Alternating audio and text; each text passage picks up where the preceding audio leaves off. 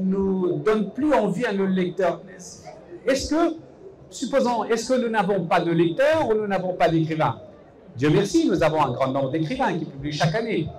Mais comment se fait-il qu'ils n'arrivent pas encore à séduire davantage de public, jeunes comme moins jeunes? Il y a tout, vous savez, dans tous les pays du monde, il y a ce qu'on appelle les littératures jeunesse. Et la littérature jeunesse a ceci de particulier qu'elle s'intéresse d'abord à une catégorie qui est la plus exigeante. Vous savez, le public adulte, le public jeune est le plus exigeant. Et souvent, je donnerais deux phénomènes, le plus connu en tout cas, quand on prend ce qu'on appelle les mythes universels. Vous connaissez Robinson Crusoe de Daniel Defoe, qui a été réécrit, par exemple, dans tous les pays du monde. Robinson, ou ce vendredi, dans la version française, est devenu une sorte de héros mythologique. C'est comme le Tirceux de Molina, par exemple, Don Juan. Il est connu en Afrique du Sud, au Japon, au Mexique, etc. Alors, comment devient-on, comment crée-t-on ces personnages? Qu'est-ce qui fait que ces auteurs puissent toucher le plus grand nombre de lecteurs? Ça, pour moi, c'est important de se poser cette question dans un pays comme le Maroc. On a des écrivains de talentueux, l'Arabia, le Français, je disais, peu importe. Moi, je dis aux étudiants, écoutez, mon cours, je le tiens en français, mais peu importe la langue. Qu'on lise en arabe, en français, en anglais, en tamazight, peu importe. L'essentiel, c'est lire. C'est lire, c'est accéder au livre, c'est s'évader dans le livre, c'est apprendre dans un voyage initiatique de lecture, etc. C'est ça qui importe, peu importe la langue. Alors ce défi, je me pose la question aussi à mes collègues et puis au public qui s'est présent peut-être tout à l'heure. Pourquoi ne produit-on plus aujourd'hui d'écrivains stars, comme on a des influenceurs stars? Quand ils se déplacent, par exemple, dans des manifestations culturelles, artistiques, il y a un public autour d'eux qui est avide de prendre des photos avec... Alors que donc, ce glissement qu'a connu la société aujourd'hui, est-ce qu'il est sain? Est-ce que, toujours en relation avec la production de la culture, est-ce que ça n'impacte pas négativement justement le degré de la sanité, entre guillemets, de notre enseignement? C'est Driss. Merci. Moi, je voudrais juste m'interroger sur une question. C'est que, pour répondre plutôt à votre question de tout à l'heure, moi je dirais que il faut qu'on fasse quand même la différence entre deux choses. Le passé et le présent. Si autrefois, il y avait des écrivains, et pour être écrivain ou devenir écrivain, ce n'était pas donné à tout le monde. Et une fois qu'on est écrivain, on est connu, on devient célèbre. Et dans notre génération, ça, on l'avait remarqué. Mais actuellement, tout à l'heure, j'avais dit un mot qui est plutôt une phrase, c'est que le vivant est actuellement dans un monde de globalisation, de mondialisation, où tout est permis. C'est-à-dire que la technologie, comme j'ai dit, c'est une réalité aujourd'hui à laquelle on ne peut pas échapper. Et c'est comme un peu le monde de la musique et de la chanson. Pour devenir chanteur ou musicien, c'était difficile avant. Mais maintenant, grâce au numérique, chacun, grâce aux réseaux sociaux, peut publier sa chanson, diffuser sa chanson. Et avec le talent qu'on a, on peut se faire connaître facilement. La même chose pour l'écriture. L'écriture aussi, avant c'était difficile de se faire publier. Donc pour publier un livre, il faut vraiment creuser, il faut vraiment travailler pour avoir sa place parmi les écrivains. Maintenant, avec le numérique, tout devient possible. Il y a ce qu'on appelle méthode édition.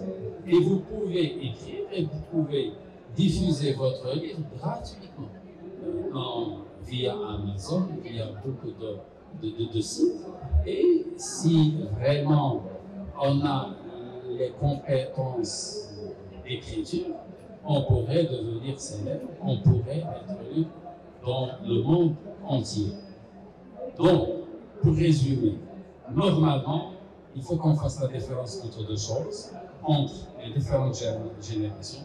Et je dis bien que la génération d'aujourd'hui, ce n'est plus la génération d'autrefois. La génération d'aujourd'hui, c'est une vraie génération qui est née en plein numérique. Et donc, dès qu'il se lève, il a à côté de lui son smartphone. La première des choses, il allume son smartphone. Il commence à scroller via Twitter, via TikTok, Instagram, etc. Donc, et indirectement, comme je l'ai dit tout à l'heure, on lit autrement. Et puis, parlant de romans, etc., maintenant, tout est disponible sur Internet. Si par exemple j'ai besoin d'un roman X, je pourrais le trouver via le numérique facilement. Alors que la question de l'éducation à la lecture qui se pose, est-ce qu'on est bien éduqué dès le bas âge à lire? Si on est éduqué dès le bas âge à lire, on va avoir cette verve de lecture et on va commencer à lire, soit version papier, soit version numérique.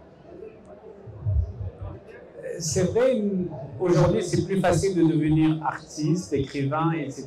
Mais le problème, c'est pourquoi on peine aujourd'hui à se faire une place. Parlons de notre pays, le Maroc. Vous voulez dire, oui, c'est facile. Je suis d'accord avec vous, c'est Idriss.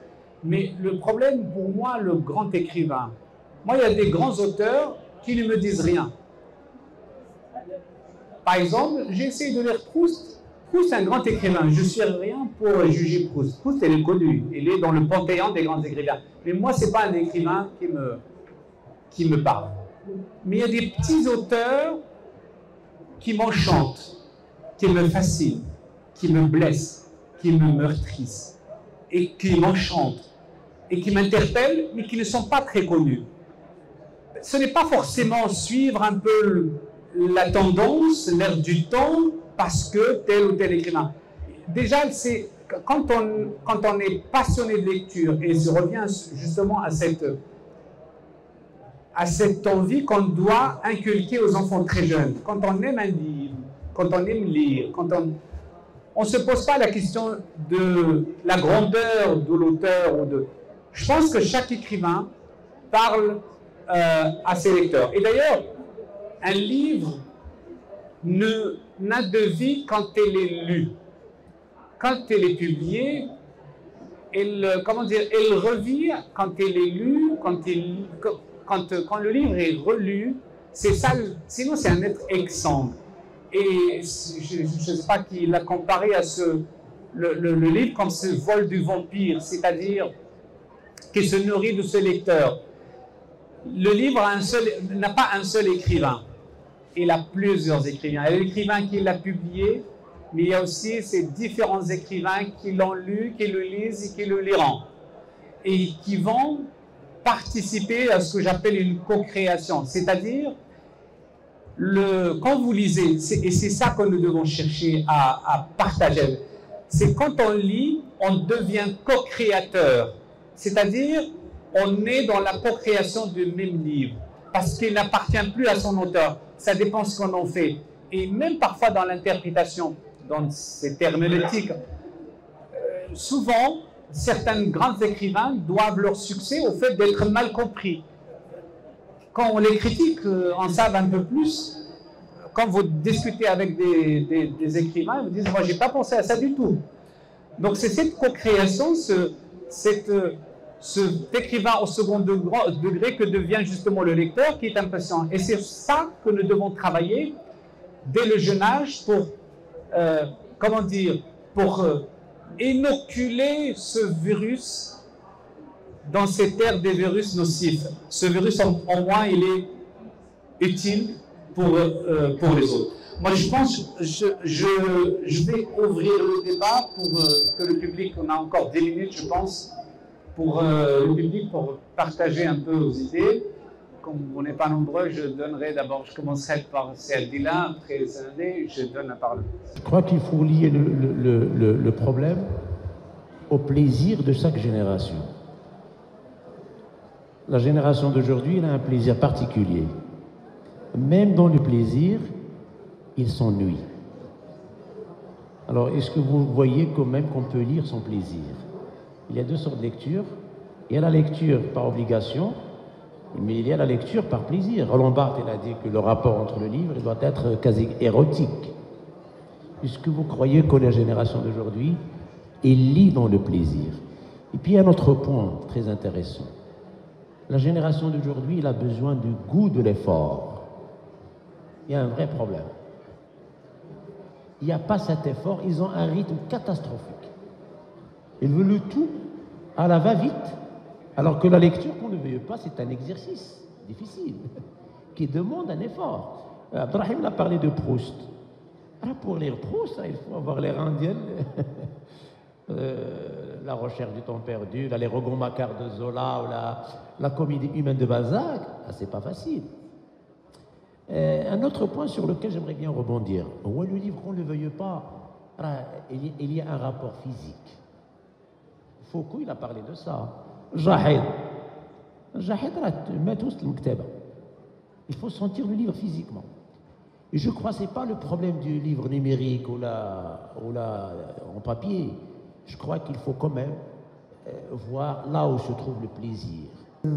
Tous les professeurs, Monsieur Louise, le professeur, Monsieur Abdrahim et Madame Bouchkioua. Alors seulement j'ai une petite remarque sur ce qui a été dit sur ce contact, si vous voulez, avec la lecture. À mon avis, parmi les choses qui peuvent aider les jeunes à aimer la lecture, c'est l'apprentissage de la lecture depuis même le préscolaire. Ça manque au Maroc. On n'a pas cette, si vous voulez, apprentissage de la lecture. Et malheureusement, on a une méthode un peu rigide quant à la lecture. Moi, je parle en tant qu'enseignant. Les élèves viennent en classe, ils n'ont pas cette relation avec le texte parce qu'ils ont tout le temps leur smartphone devant eux. Ils viennent en classe et vous allez lire ce que vous voulez, poésie, théâtre, roman, nouvelle, mais il n'y a pas d'intérêt. Alors moi, je propose que pour la génération future, on doit leur montrer comment trouver du plaisir dans la lecture et aussi comment la lecture est aussi est une valeur ajoutée à leur apprentissage. Voilà ce que je veux dire. Merci. Merci beaucoup déjà pour cette pertinente intervention. Je suis quand même triste de ne pas pouvoir y assister depuis le début, mais vraiment merci beaucoup, c'était très pertinent et très important. Merci d'avoir levé cette question qui est aussi importante et intéressante. Mais je pense qu'on ne doit pas quand même oublier les défis d'aujourd'hui. C'est vrai que je partage totalement l'opinion avec vous en ce qui concerne la grande différence entre le livre en papier et la version numérique, mais aussi vu les défis d'aujourd'hui, surtout quand il s'agit de la recherche scientifique. Lorsqu'on parle des livres, surtout dans le domaine de la recherche scientifique, c'est un peu difficile pour qu'un étudiant ait une bibliothèque des livres en papier pour pouvoir effectuer ses recherches et satisfaire sa curiosité scientifique. Alors là, la version numérique est plutôt plus utile pour lui. Et aussi aujourd'hui, lorsqu'on voit que certains livres ont plutôt un but, c'est-à-dire financier, ce n'est plus le plaisir de la lecture, ce n'est plus l'intérêt, c'est plutôt pour avoir de l'argent. Et donc là, il faut commencer par la version numérique pour pouvoir distinguer entre ce qui mérite vraiment le plaisir d'être lu et entre ce qui est tout simplement commercial. En fait, elle commence par l'enfance. Je me parle de ma propre expérience. Il n'y avait pas en fait ce support bien encourage pour lire. Je propose en fait de créer ou bien de proposer des matières qui doivent être obligatoires pour que les étudiants lisent depuis son enfance. Et l'autre chose que je veux dire, qu'il ne faut pas en fait dévaloriser les choix du personne, comme M. Rewa a mentionné, que chaque personne a ses propres intentions, a ses propres choix. Donc on ne doit pas lire en fait les mêmes livres ou les mêmes choix. Et merci. Bonjour tout le monde. En fait, nous avons beaucoup aimé le sujet, Asma, Shaima et moi, et on voulait assister depuis le début, mais il y avait un événement à l'école. C'est pour ça que nous avons arrivé en retard. Mais nous avons rattrapé, nous avons beaucoup aimé. Et surtout, Monsieur Rewa, votre phrase, quand vous avez dit que peu importe la manière, mais le plus important c'est de lire, peu importe numérique ou bien un livre, même si on trouve le plaisir de lire un livre et pas un PDF. Ma question c'est, certes, le livre numérique est un concurrent solide, mais comment faire pour être à la hauteur et pour être aussi un concurrent et non pas une victime de la technologie et de bénéficier de cette technologie pour ramener beaucoup d'audience et de lecteurs et comme ça. Merci. Je voudrais juste rebondir, je pense que c'est Shaima, je sais qui a parlé de le livre à but non lucratif, vendre des livres. Oui, c'est... Vous savez, il y a des écrivains qui écrivent pour devenir riches. Zola, par exemple, Zola avait cette exigence, il disait, moi je n'écris pas pour... Je veux devenir un écrivain riche, un écrivain à succès, parce qu'ils se considèrent comme des artisans. Vous savez, c'est comme le menuisier qui fabrique des tables bien faites et qui est sûr que sur le marché, il trouvera un acheteur. C'est la même chose. L'écrivain, c'est deux catégories. Il y a l'écrivain de l'imagination, ce génie qui dit « moi, je n'écris quand j'ai une révélation ». C'est une façon de voir, d'écrire. Et il y a l'autre écrivain, l'artisan en chambre. C'est celui qui...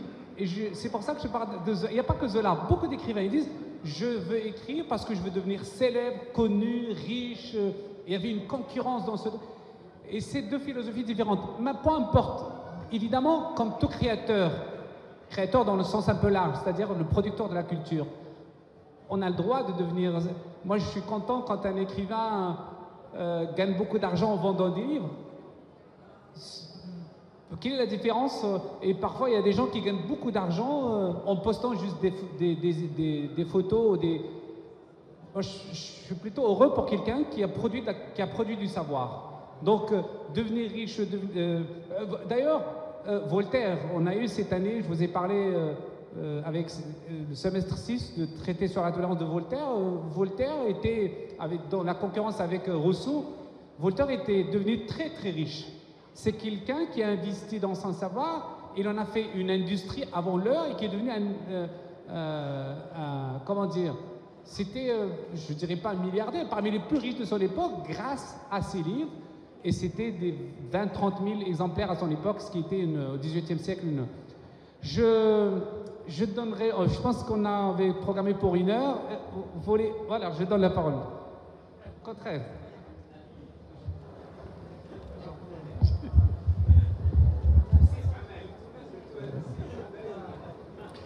Je m'excuse de vous interrompre.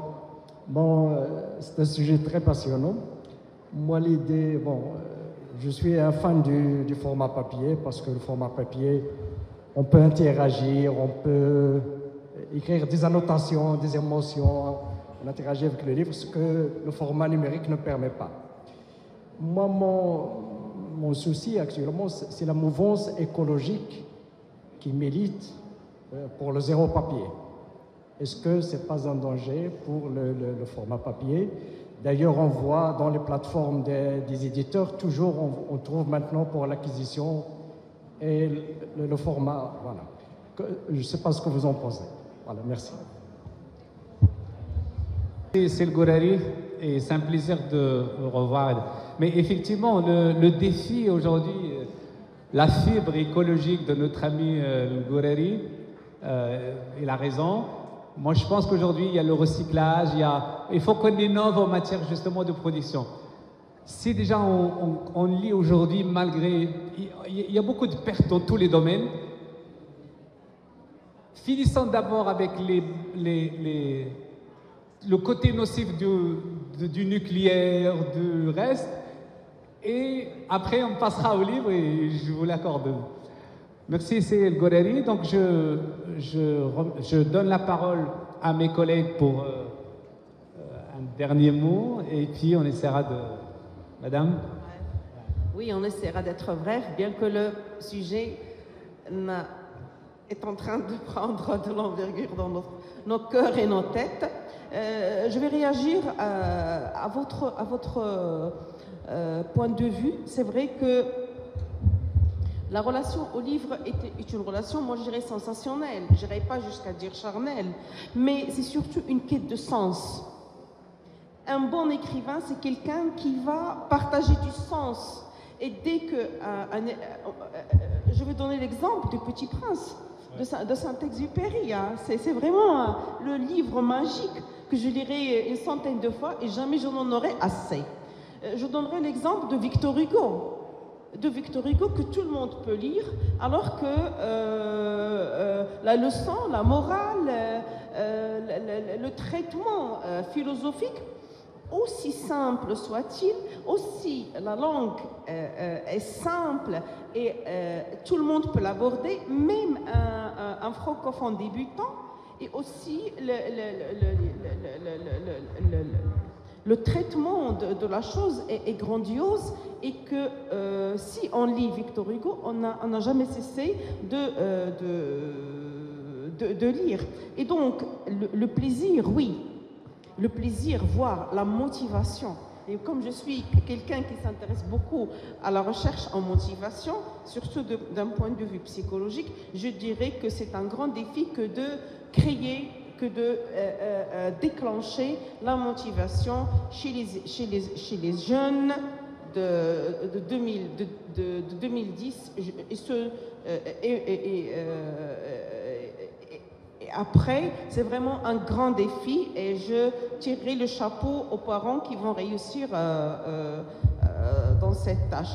Le côté écologique également est un souci parce que maintenant, si on est des intellectuels, si nous profitons de notre lecture et on a une certaine vision du monde, on a le souci du papier. Moi, j'ai la boule au ventre quand je tire le papier et j'utilise mon imprimante. Je ne le fais plus de bon corps comme je le faisais avant. Et donc, à chaque fois que je vais imprimer un livre, je vais acheter quelque chose en papier, vraiment, c'est le compte-gouttes.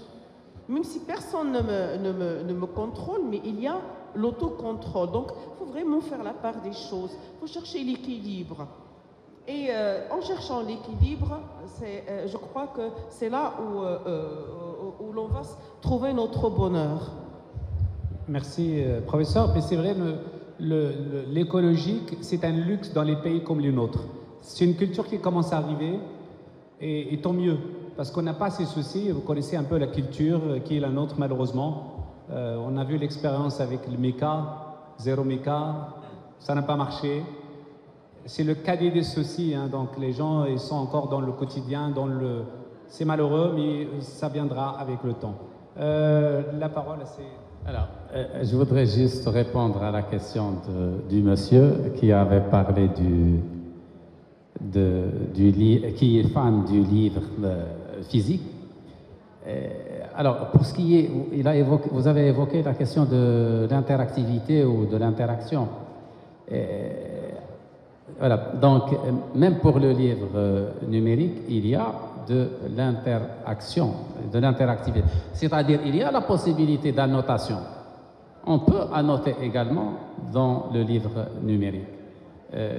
C'est la question de l'usage. Et puis, je voudrais finir par une chose qui me tient à cœur, c'est quand on parle de la lecture, on ne peut pas oublier l'écriture. La lecture et l'écriture, ce sont deux éléments fondamentaux, étroitement liés. Moi, personnellement, en tant qu'enseignant, j'ai toujours conseillé mes élèves, pour bien écrire, il faut passer par la lecture. Et ça me fait penser à un livre de Jean-Paul Sartre qui s'appelle Les mots, qui a un livre divisé en deux parties. La première partie intitulée Lire et la deuxième partie est intitulée Écrire. Donc, pour écrire un bon document, il faut passer par la lecture. Et quand on lit, on développe, il y a ce qu'on appelle la mémoire visuelle. On évite de faire des fautes d'orthographe, par exemple, et ainsi de suite. Voilà. C'est en lisant qu'on devient un liseron. Et c'est important. C'est pour ça qu'on devons faire de la lecture un vrai combat national et un vrai combat politique, parce qu'il faut une volonté politique. Vous l'avez rappelé tout à l'heure, il faut absolument commencer très jeune. C'est-à-dire, excusez-moi ce proverbe un peu, ce n'est pas à un vieux singe qu'on apprend à faire la grimace. Il faut commencer très jeune. Et c'est de même pour la lecture, il faut commencer très jeune. Et pour cela, il faut que les écoles... Vous savez, quand on regarde le nombre de bibliothèques que nous avons aujourd'hui, au Maroc, je n'ai pas le chiffre. Je sais que dans un pays comme la France, il y a 18 000 bibliothèques. En Belgique, il y a autant. Donc, il faut absolument investir dans ce sens. C'est bien d'avoir un salon de l'étudiant, un salon du livre, c'est très bien parce que ça nous permet de célébrer le livre, mais c'est très ponctuel, une occasion ponctuelle une fois par an, et on oublie le livre et on attend l'année prochaine. Et donc, ça devient mawsimi. Il faut absolument que ça soit le défi du quotidien.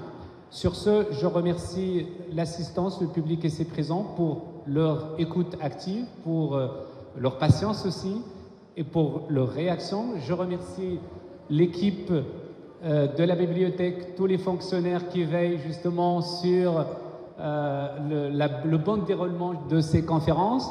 Je remercie ici présent mon ami Ahmed Snouni, le directeur adjoint chargé de la recherche et des partenariats, qui est arrivé avec sa nouveau souffle, son dynamisme, et nous sommes très heureux qu'il soit justement aux commandes de ce département. Je remercie mes collègues ici présents, je remercie mes chers étudiants, peut-être que je ne verrai plus l'année prochaine. Si, vous êtes en dernière année de master, mais peut-être on aura l'occasion de se voir au doctorat. Ah oui, il y a d'autres qui sont encore en semestre 6 et 8.